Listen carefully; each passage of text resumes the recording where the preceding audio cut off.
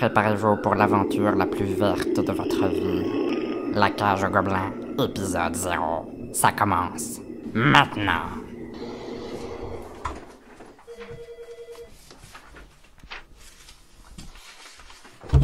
Oh, pardon, je vous dérange peut-être? Pas du tout, entrez.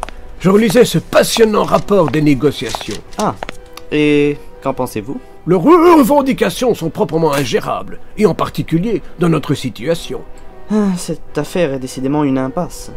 Et au vu de la situation sociale et politique actuelle, il est hors de question de dévoiler leur existence au grand public. Cela reviendrait à nous mettre nous-mêmes le couteau sur la gorge. Je ne le sais que trop bien. Nous avons besoin de quelqu'un qui pourrait les convaincre de remettre à plus tard leur envie de émancipation. Le professeur Goethe est de loin notre meilleur éthologue, et... À vrai dire, je pensais à un expert davantage marginal, si vous voyez ce que je veux dire. Quelqu'un que le média ne connaisse pas. Vraiment. Et... où comptez-vous trouver cet oiseau rare exactement? J'ai déjà ma petite idée à ce sujet. Bonsoir chers auditeurs, je suis très heureux de vous accueillir pour ce nouveau numéro des Rencontres du Paranormal. Je vous rappelle les thèmes que nous avions abordés la semaine dernière. Alors, le prince Albert est-il capable d'effectuer la parthénogenèse? Les sirènes existent-elles? Qui a volé l'orange? Et nous avions terminé par l'interview exclusive de Gaston Tronsard pour son œuvre intitulée The Voix des Elfes et The T'emmerde. Ce soir, nous accueillons une sommité de l'exploration, j'ai nommé le Dr Jerry Wilson. Bonsoir à tous. Tout d'abord, je tiens à vous remercier d'avoir accepté notre invitation. C'est toujours un plaisir de venir à ton émission, Tom. Dr Jerry, nous vous écoutons. Eh bien, tel que vous me voyez, je reviens d'Écosse, où j'ai tenté de trouver le lutin magique, ainsi que son chaudron plein d'or, qui, comme chacun le sait, se trouve souvent au pied des arcs-en-ciel. Alors, je me suis posté en embuscade dans un bosquet, juste après un orage, et j'ai attendu. L'œil alerte, l'oreille tendue, la narine frémissante, le pied grec, le poil... Quel suspense, Dr Jerry! Ne nous faites pas languir! Qu'avez-vous vu? Rien. Je suis resté plus ou moins 3 semaines derrière un buisson, puis je suis rentré à l'hôtel. Mais ma mission ne fut pas vaine pour autant. En effet, en rentrant dans ma chambre, je me suis rendu compte qu'il me manquait une serviette. Preuve que ce damné lutin était passé pour me narguer. Ah, quelle aventure! Dr Jerry, vous êtes vraiment un as. J'ai des tonnes de questions à vous poser. Hélas, ce sera pour une prochaine fois, Tom. Je dois repartir pour la terrible forêt d'Opalie. Une nouvelle mission? Ah, je ne peux rien dire pour le moment. C'est confidentiel. Mais si j'ai des infos, crois bien que tu seras le premier à en profiter, Tom. Sur ce, je vous laisse. Mon avion décolle dans 1 heure à peine. Mon héros.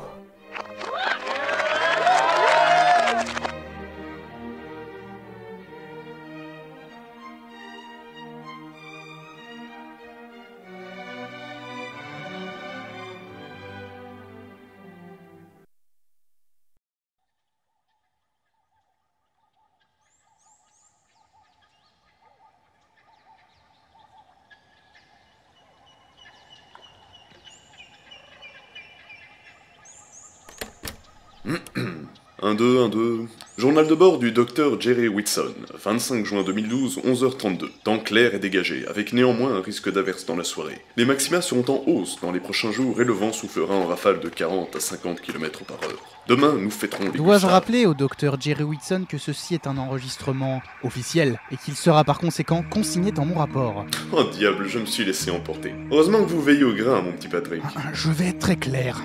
Pour vous, il n'y a que Patrick Smith, ou à la rigueur monsieur. Je ne veux plus jamais vous entendre m'appeler mon petit Patrick. Message reçu 5 sur 5, Pat. Je vais aller faire un tour dehors, je crois. Bon, où en étais-je?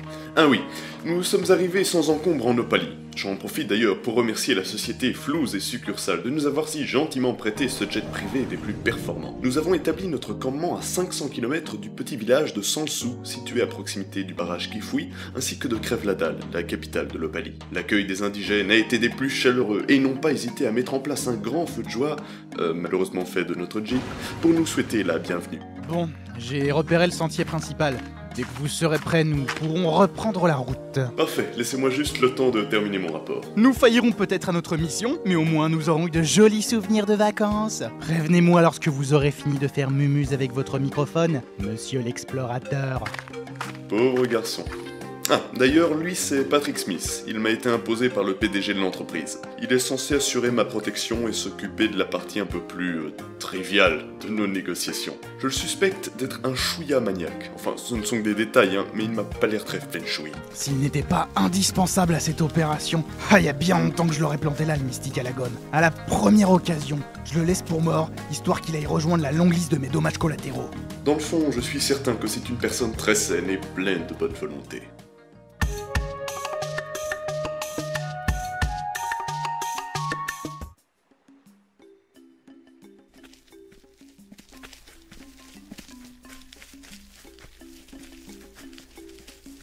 Vous croyez qu'ils auront prévu un buffet d'accueil? Un buffet d'accueil? Non mais, je veux dire, ce serait vachement diplomate de leur part, et en plus, je commence à avoir un petit creux, vu que tous nos vivres se trouvaient dans la Jeep. Ah bah, c'est certain que si vous vous étiez abstenu de comparer ce totem à, je cite, un amas hétéroclite barbare et kitsch, les Opaliens se seraient peut-être montrés plus compréhensifs. Non, mais sérieusement, j'apprécie énormément cet effort d'introspection de votre part. Oui, bon, j'avoue, c'était ballot. Mais sinon, vous croyez qu'il y aura une collation prévue à notre arrivée? Ces êtres n'ont pas vu d'humains depuis maintenant plusieurs siècles. Et la dernière fois qu'ils en ont croisé, ces derniers ont cru bon de piller leurs richesses, massacrer ceux qui résistaient et de réduire en esclavage une bonne partie des autres. Croyez-vous vraiment que leur premier réflexe aurait été de nous préparer des tartines? Oh, peut-être pas des tartines, mais on a toujours un repas seconde gourmex dans un coin au cas où des amis passeraient à l'improviste. Et oui, tout comme Jerry Whitson adoptait le Gourmex Réflexe. Une soirée entre amis, Gourmex Réflexe. un repas en tête-à-tête, Gourmex Réflexe. un mariage, un enterrement, une communion. Gourmex Réflexe. Un repas seconde Gourmex, c'est bien plus qu'une simple denrée déshydratée. C'est un pic, c'est un cap, c'est un... Gourmex, adoptez le bon réflexe. Affligeant. Hier encore, je discutais affaires avec l'un des chefs d'État les plus influents de son temps, et voilà qu'aujourd'hui, j'en suis réduit à jouer les randonneurs en plein milieu de la forêt opalienne. Ne soyez donc pas si défaitiste. Je suis certain que cette aventure va nous apporter beaucoup sur le plan humain. Ah mais tout à fait. Vous voyez, rien qu'en parlant avec vous, j'ai déjà appris que la bêtise humaine n'avait aucune limite. Incroyable, non?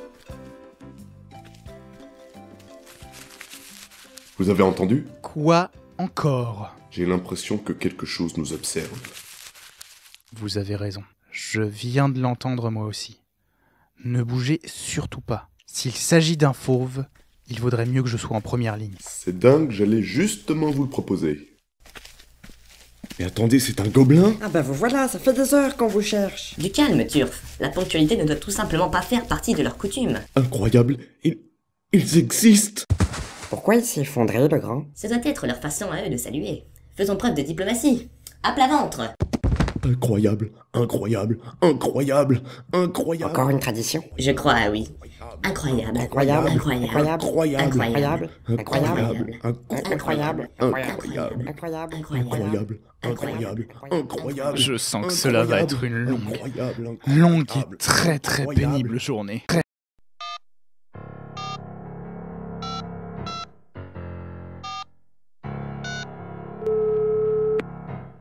Ah, j'espère qu'on a du réseau dans le coin. Bonjour, vous êtes en contact avec la direction de la société Flouze et Succursale. Toutes nos lignes sont actuellement occupées. Bonjour, vous êtes en contact avec la direction de la société Flouze et Succursale. Toutes nos lignes sont actuellement occupées. Bonjour, vous êtes en contact avec... Monsieur Artemis? C'est vous? Patrick? Depuis quand est-ce que vous jouez les répondeurs automatiques? C'est une longue histoire. Notre répondeur précédent avait quelques ratés. Allô, à qui ai-je l'honneur? Bonjour, c'est votre inspecteur des impôts à l'appareil. Je souhaiterais... Ça alors, c'est très cher. Inspecteur des impôts à l'appareil. C'est un plaisir que de pouvoir enfin vous parler de vive voix. Certes, je... Et comment se porte madame? Inspecteur des impôts à l'appareil. Ratés qui nous ont valu pas moins de 5 inspections surprises en moins d'un mois. Ah oui, fâcheux en effet. Me voilà donc réduit à répéter cette même phrase à chaque fois qu'un abruti décide de contacter le service des plaintes. Oui, enfin, vous n'entrez pas dans cette catégorie. Ne soyez pas si susceptible. Et que me vaut cet appel? C'est à propos du docteur Whitson. Eh bien, il me semble de plus en plus moins... Incompétent et farfelu. Mais mon cher, ce sont bien là ces deux seules qualités dans la situation qui nous préoccupe. J'avoue que je suis un peu perdu, là. Mais enfin, c'est évident. Sa réputation de bouffon égocentrique le précède dans toute la communauté scientifique. Ce qui signifie que même s'il lui venait à l'idée d'aller révéler quoi que ce soit... Personne ne le croirait. C'est assez finement joué, je dois le reconnaître. Enfin, remarquez que des gobelins... Même le plus crédule de nos citoyens aura du mal à le croire. Non, soyez pas si sûr. Il y a des gens dangereux de par le monde, mon petit Patrick. Des artistes, des écrivains, ou bien des... Comment les appelle-t-on déjà? De qui parlez-vous? Mais enfin, vous savez, ces gens qui posent des bandages sans la moindre autorisation. Des libres penseurs? J'arrive à peine à y croire. Tant d'années de recherche infructueuses, et là, c'est vous qui venez à moi le plus simplement du monde. Le passé nous a appris que la discrétion était souvent la clé de la survie. Mais j'y pense. Mon rôle étant essentiellement scientifique, verriez-vous un inconvénient à ce que je vous pose quelques questions? Au contraire, je suis là pour ça. Alors pour commencer... Où avez-vous appris à maîtriser notre langue? Oh, c'est très simple. Nous sommes parvenus à nous connecter à votre réseau internet, et c'est en étudiant ce métier que nous avons appris tout ce que nous savons de l'espèce humaine. Oh. Ah oui, et j'aurais d'ailleurs quelques questions à vous poser à ce sujet. D'après nos calculs basés sur la fréquentation du web, un être humain normal ne dormirait que 3 heures par nuit. Est-ce vrai? Pas vraiment, non. 642 est la réponse. Qu'en est-il de la question? De quoi? Et le roi Jenkins, c'est une personnalité politique, c'est ça? Qui? Mais c'est bien la marmotte qui met le chocolat dans le papier d'alu. Stop. Règle 24, numéro 36, numéro 6, numéro 10, Astérix, Stop. C'est la loi de Murphy, en Milou, fait. Tintin, Stop. ah là là, je le savais, chaussette. Stop. Bon. Je vais téléphoner à un collègue qui sera certainement plus compétent que moi pour répondre à ce type de questions. Allô, docteur Zeri? Alors, comment se passe cette expédition? Tom, j'ai pas trop le temps. Tu t'y connais un peu en culture geek? Chuck Norris? Je prends ça pour un oui. Je vais te passer 2 amis qui ont quelques questions à te poser. Ah oui, et ne t'inquiète pas si tu trouves leur voix bizarre. Ils muent. Voilà, bon, je te le passe. Allô? Allô? Il paraît que vous avez des réponses à fournir à nos questions. Bienvenue chez nous, messieurs. 2 heures de marche, mais ça valait le coup. Votre style architectural est très... comment dire... Brouillon? Anarchique? original. Eh merde, c'est quoi mais qui sont ces gens-là? Oui, mais c'est quoi ce truc-là? C'est humain? Ah, c'est dégoûtant. Oh mais non, c'est tout moche. Et puis c'est tout Ah, blanc. mais c'est horrible, humain ici, mais on aura tout. Et puis ça a une drôle d'odeur. Ah, mais qu'est-ce que c'est cette horreur? Qu'est-ce que c'est bonne? T'as vu la couleur de leur peau? Regarde, t'as vu la couleur de leur peau? Ah bah j'aimerais pas avoir leur tronche, hein. Pourquoi tous ces gobelins se sont-ils rassemblés en haut des murailles? Ils sont venus assister au rituel. Un rituel? Oui, tout nouvel arrivant dans une ville gobeline doit prouver sa valeur en combattant le champion local. C'est la coutume qu'on appelle le champion. Tout cela ne me dit rien qui vaille. Allons, ne soyez pas plus ridicule qu'à votre habitude. La taille de ces créatures ne dépasse que très rarement le mètre 10. Vous avez certainement raison, mais... Bien sûr que j'ai raison. Public, veuillez accueillir comme il se doit notre champion. Allez, viens prendre ta raclée, petit. Qu'on en fit... Ça alors, un gobelin gigantus. Magnifique spécimen. Tu as beau être particulièrement grand, robuste et incontestablement bruyant, je ne laisserai aucune créature vivante me donner tort, et encore moins en public.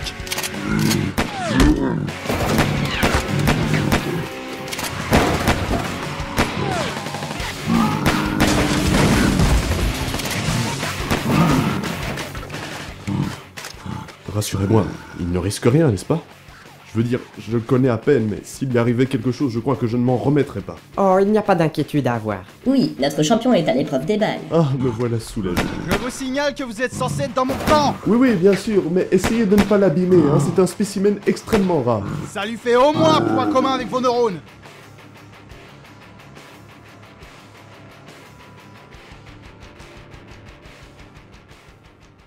Et maintenant, spécialement pour ceux qui ont eu le courage de se taper cette musique jusqu'au bout, découvrez en avant-première ce qu'il se passe dans la tête de Calico au moment où elle termine le mixage de l'épisode 2.